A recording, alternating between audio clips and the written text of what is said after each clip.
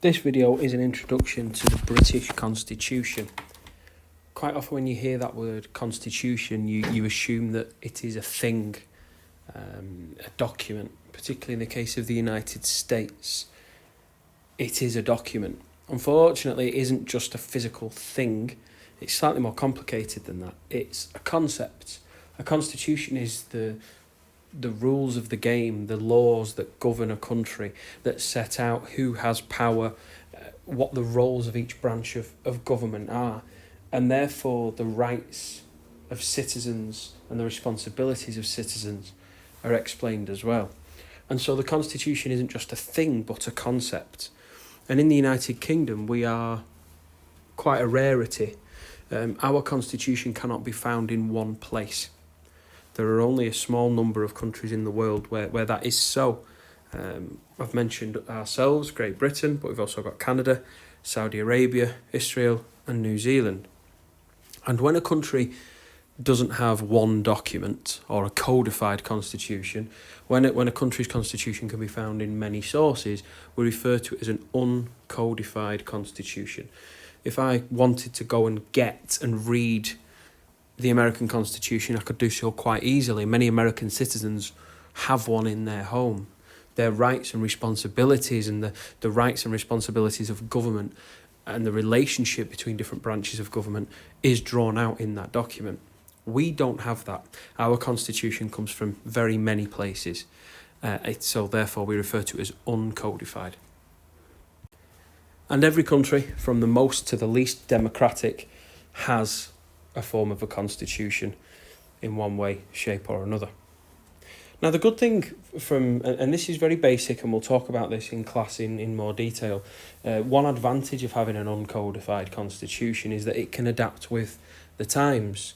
If we think back to the Victorian era, the idea of equality of rights between the sexes and with minorities of all forms, but in particular we'll take sexual orientation as an example here. The idea of equality under the law in the Victorian era would have been unthinkable because we as a country lived in very homophobic times, and somebody's sexuality, if it wasn't heterosexual, was considered abnormal, and therefore to consider giving rights codified under the law to people based on their sexuality would have been unthinkable. As we, of course, have moved into modern society, societal attitudes have changed quite significantly, and therefore we've had laws like the Equality Act, which say that somebody's sexual orientation is a protected characteristic. A person cannot be discriminated against in employment or in any walk of life based on their sexuality. So the good news with having an uncodified constitution is you can adapt it very quickly. You simply need to pass a law of parliament. And an act of parliament concerning our rights, once it's passed, changes our constitution. So the British Constitution is adaptable.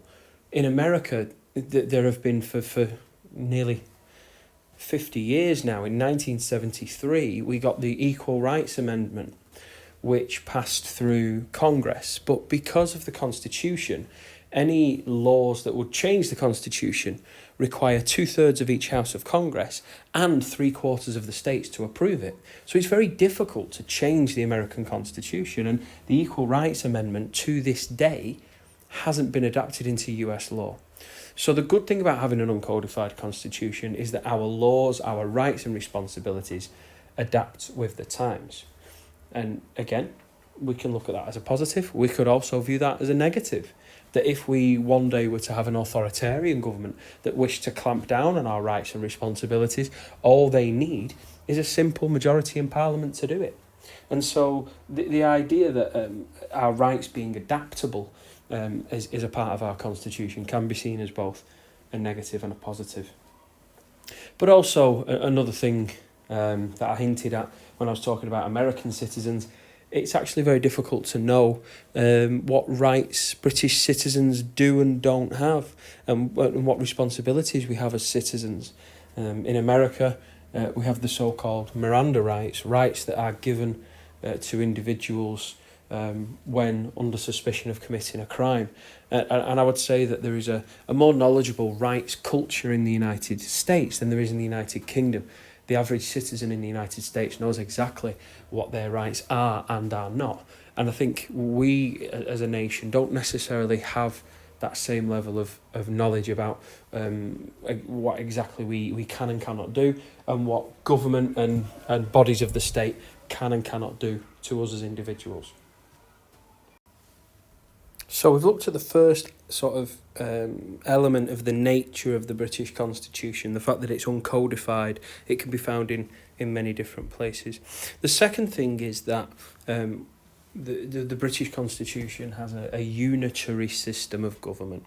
The idea being is that ultimate authority, ultimate power is held by central government, and that of course is Parliament, consisting of the House of Commons, the House of Lords, and of course the monarch's role in Parliament too. Power is then given to regional and local governments. And so, for example, in the devolved assemblies to Scotland, to Wales and to Northern Ireland, essentially power is being lent, power is being given to these bodies from central government.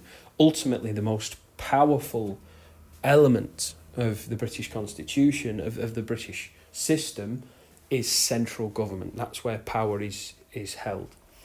It's different in the United States, where they have a federal system, because the United States Constitution says that any powers that weren't granted to the federal government, the national government, were reserved by the states.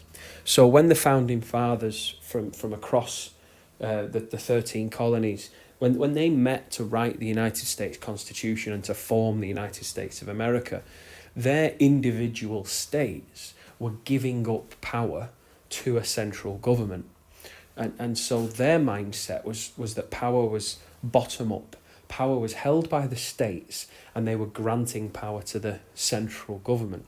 It's the other way around in the British system. Power is ultimately held at Westminster, and it is devolved out, it is lent out to smaller regional or local bodies. So one advantage is, of course, what we call parliamentary sovereignty, the idea that Parliament is sovereign and that any decision made by Parliament is ultimate. There is no body that can overrule it, and therefore there are no bodies that can challenge Parliament's authority. Parliament's word is final, so to speak. Now, that doesn't mean that an act of Parliament can't change. It simply has to maybe happen in the courts, or it happens in Parliament itself, where the law itself is changed at a later date. But it does mean that no body other than Parliament has supreme authority. And that can be seen as a good thing, clear to understand. From the other perspective, particularly those who are in favour of devolution, to the regions of the United Kingdom in Scotland, Wales and Northern Ireland, the idea that this in theory has been delegated, has almost essentially been lent to the regions. That transfer of power isn't permanent. And again, a simple act of Parliament could change all of that. A simple act of Parliament could end devolution, could close the Scottish Parliament and the Senate and Stormont. Now, the chances of that happening are incredibly low, because it would cause absolute pandemonium across the United Kingdom. But such is the nature of parliamentary sovereignty. Ultimate power is held at Westminster. The third element of the nature of the British Constitution is the rule of law. And the rule of law is absolutely critical to our Constitution. It essentially means that everyone is subject to the laws of the land equally. So even governments, ministers and prime ministers, they cannot simply break their own laws because of who they are. Think back to the lockdown parties that happened in Downing Street. Rishi Sunak, Boris Johnson and many other members of the government were given fixed penalty notices as a result of breaking their own laws regarding coronavirus lockdowns and who you can meet and how many people can meet and socialising and etc., etc. I'm sure you remember that very well. The idea that the Prime Minister wouldn't be subject to the law simply because he is the Prime Minister, or the Chancellor wouldn't be subject to the law simply because they are Chancellor, that's not part of our Constitution. Everyone is equally liable to following the laws. This is the opposite of what we call arbitrary government, arbitrary power. Arbitrary meaning essentially for the sake of it. You cannot have a ruler in this country under this constitution that acts how they wish and when they wish simply because of who they are. We don't have power for the sake of it in this country. All rules, all laws are equally applied to everyone in the land. And that's important because that is fundamental to us being a democracy that respects the rights of its citizens. It also limits the power of the government. If we allowed government to act as it desired because we assumed it knew best, we might find ourselves surrendering more and more authority to that government. It also means, and I'll move away from the example of the lockdown parties now, but it also means that government ministers and governments, they can be brought to task, they can be accountable. If they've broken their own rules, they're deemed to have acted ultra vires, Latin for beyond the power of the law. And so when the government does so, it must reverse its actions. Now, the revision guide gives the example of 2016. The courts found that the UK government had acted beyond its powers. It had acted illegally by trying to restrict the legal aid that can be provided to a person born outside of the United Kingdom. So the concept of the rule of law means, essentially, that everybody, whoever they may be, is equally subject to the laws of the land. And finally, parliamentary sovereignty is the final element of the nature of the US Constitution that I'm going to talk about. And actually, when I was talking about unitary government, parliamentary sovereignty becomes part of it. Parliament, what Parliament says is final. Parliament is the ultimate decision-making body, unlike in the United States, where the Constitution is changed by a combination of Congress and the state legislatures. Essentially, Parliament is free to make and alter laws as it wishes because it is sovereign. And when you hear that word sovereignty, you need to be thinking of power. Ultimately, who is most powerful? And in the United Kingdom, it's Parliament. So that's where we get the phrase parliamentary sovereignty from. And it is fundamental to the British Constitution.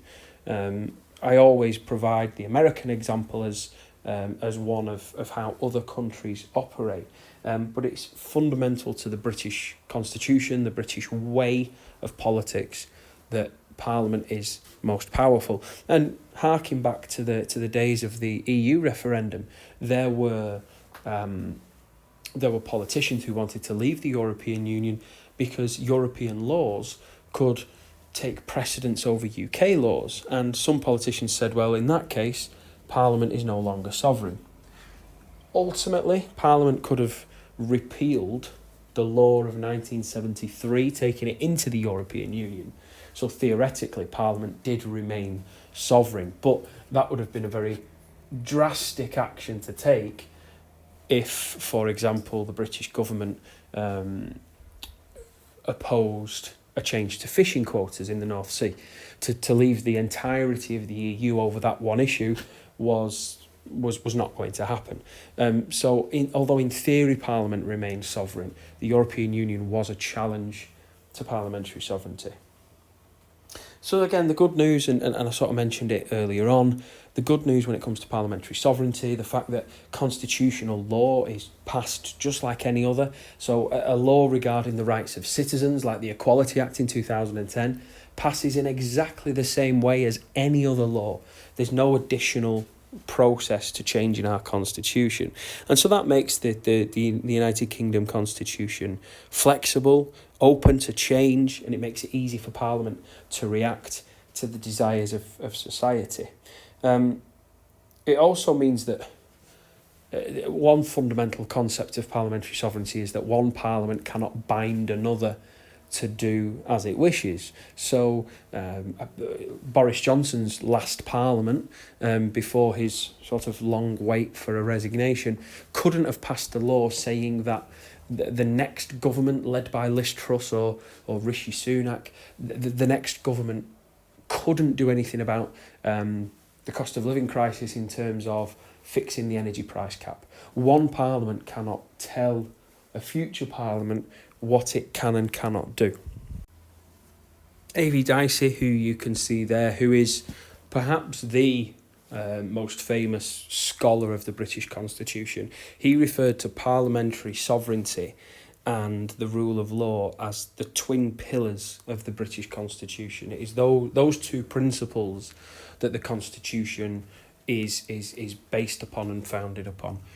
Parliament is the ultimate decision-making body, and nobody is above the rules, the laws that Parliament passes.